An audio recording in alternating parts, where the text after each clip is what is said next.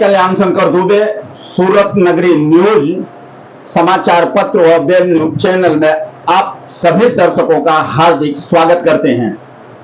अब हम आज आप लोगों को ले चलते हैं बॉम्बे 2008 मालेगांव बम ब्लास्ट की। जो मालेगांव बम ब्लास्ट 2008 को 29 सितंबर 2008 को रात को 9:30 बजे हुआ था, उसमें से यह बहुत विध्वंसक घटना थी। और घटना ये बम ब्लास्ट की जिसमें 9 लोगों की मृत्यु हुई थी और करीब 100 से ज्यादा लोग घायल हुए थे। अब 2000 की घटना और आज एनआईए कोर्ट ने 31 जुलाई को 6 आरोपियों को बरी कर दिया, जिसमें 2008 में एक नाम दिया गया था भगवा आतंकवादी। अब भगवा आतंकवादी और यहां पे आज मंत्रियों और आम जनता का यह कहने का तात्पर्य है कि भगवा आतंकवाद हो ही नहीं सकता है, क्योंकि उनके पास कल्चर और सनातन संस्कृति की एक धरोहर है जो आतंकवादी नहीं होते हैं।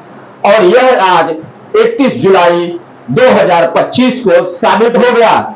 अब इसमें मामला क्या है, मालेगांव बम ब्लास्ट में जिसमें 6 आरोपियों को नामजद किया गया था। कौन किया था? महाराष्ट्र एटीएस ने 2008 में उन लोगों की गिरफ्तारी हुई थी, जिसमें गिरफ्तारी हुए लोग हैं, जिसमें मेन मुख्य अभियुक्त थी साध्वी प्रज्ञा ठाकुर को लिया गया था और दूसरे आरोपी बनाया गया था जिसमें उनका नाम प्रसाद पुरोहित कर्नल था।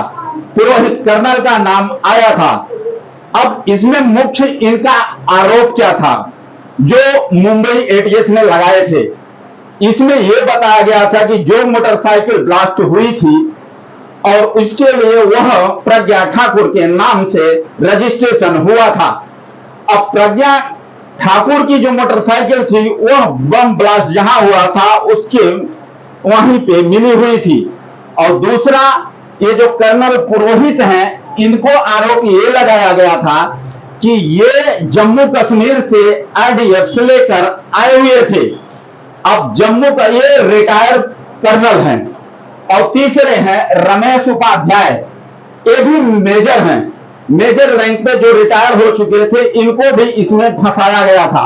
अब फंसाया गया था कि नहीं बताया, यह हमारा चैनल दावा नहीं कर सकता है, लेकिन ये जो मुंबई एटीएस की कहानी है, एफआईआर दर्ज हुई है, इसमें यही बताया गया है। अब चौथे आरोपी हैं अजय राहिरकर, जो इनके घर पे, और 5वें आरोपी हैं सुधाकर द्विवेदी, 6वें आरोपी हैं सुधाकर चतुर्वेदी और 7वें आरोपी है समीर कुलकर्णी। जो ये लोग किसके यहाँ पे, ये अजय राहिकर के घर पे यह प्लान बनाए थे, ऐसा मुंबई एटीएस का कहना था। लेकिन इसमें जब कोई प्रोग्रेस नहीं हुआ है तो 2011 में इनको दे दिया गया केंद्रीय जांच एजेंसी एनआईए को। एनआईए की जो जांच रिपोर्ट थी और जो मुंबई एटीएस की रिपोर्ट थी, यह दोनों भिन्न हो गई थी, क्योंकि इसमें ऐसा कोई कार्य नहीं मिला जो मुंबई एटीएस, उस समय की सरकार, केंद्र में भी सरकार कांग्रेस की थी और राज्य में भी कांग्रेस की थी, ये दोनों का आखिर काल में क्यों नहीं हुआ? अब आज सवाल यह उठता है कि आखिर उन जो 9 लोग मरे थे, उन पीड़ितों को इंसाफ कब मिलेगा? और दूसरी बात यह है कि ये जो 7 आरोपी इतने दिनों तक अपने, इनको टॉर्चर किया गया और इसमें इनको इंसाफ अब मिला है जाके, लेकिन इनको यह है, अभी भी इनके दिल में ठेस है कि आखिर ओरिजिनल इसमें बम ब्लास्ट का आरोपी कौन है। अभी भी ये सवाल बरकरार है। अब ये पता लगाना है। अब मुंबई एनआईए कोर्ट ने यह बोला है कि अब उस एटीएस ने जो जांच एजेंसियां ही उनके ऊपर कार्रवाई करने का आदेश जारी कर दिया है।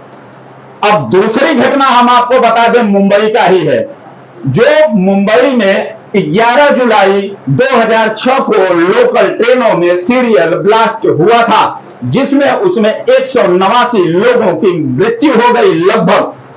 अब वहां पे भी आज ये देखना, जुलाई के ही महीने में उसमें जो 12 आरोपी थे, 19 साल बाद उनको भी सबूत के अभाव में उनको बाइज्जत बरी कर दिया। अब सवाल ये उठता है कि ये वहां ये जो आरोपी पक्ष 12 आरोपी थे, इनके वकील का कहना है कि उनको जबरदस्ती कबूलनामा करवाया गया था। तो क्या खाली कबूलनामा पे ही आरोप दाखिल हो सकता है? उनके पास, मुंबई पुलिस के पास कोई इसमें एविडेंस नहीं थे, और एविडेंस नहीं थे तो 19 साल तक देश को गुमराह क्यों किया गया? क्योंकि वो आरोपी जब बेगुनाह थे तो, और देश की जनता को कुल मिला के ये है कि दोनों सीरियल ब्लास्टों में सिर्फ जनता को गुमराह ही किया गया है। क्योंकि 2008 का कांड हो, मालेगांव का हो, या फिर 2006 मुंबई लोकल ट्रेन के धमाकों का हो, आज भी वो अगर मंजर याद किया जाता है तो लोगों को दिल में दहशत बढ़ती ही रहती है।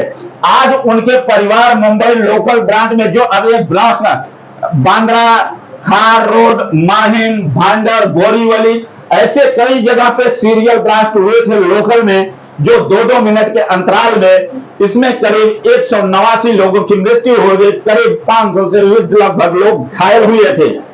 अब आखिर इसके गुनाहगार हैं कौन? हमारी जुडिशियल जो एकदम सही दिशा में चलती है, लेकिन उनको सबूत के अभाव में यह कार्य करना ही पड़ता है।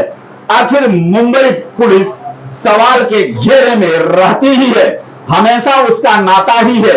मुंबई पुलिस को सवालों के घेरे में यह लगभग कई बार आ चुका है, और जनता के सामने अब यह मुंबई पुलिस क्या जवाब देगी? मुंबई हाई कोर्ट ने इन 12 आरोपियों 2006 के इनको यानी जुलाई में इनको रिलीव किया है, लेकिन सुप्रीम कोर्ट ने भी इस पे स्टे दे दिया है। इनको अंदर नहीं रखा जाएगा, लेकिन जांच इनकी दोबारा होगी। और दूसरा, ये 2008 का जो मालेगांव हत्याकांड था, दोनों में यह देखो भिन्नता कैसे है।